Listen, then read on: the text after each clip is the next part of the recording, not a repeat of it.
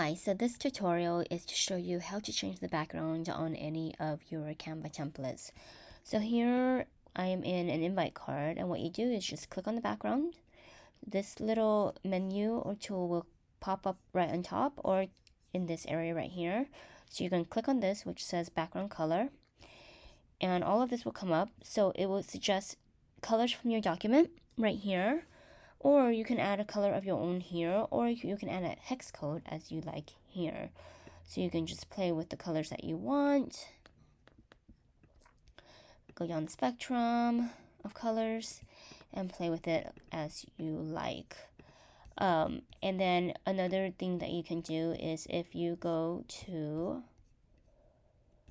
photos, elements, you can also look up background colors and incorporate any different background colors that you might like that Canva has to offer. Like if you wanted a watercolor one, you can just put that in there. And then you can also send it to the back, so it's the back layer. And if you want, you can also change the transparency of it so it's not as dark. So you can just do that, see? And make that lighter as you like. So the possibilities are really endless with Canva. Thank you.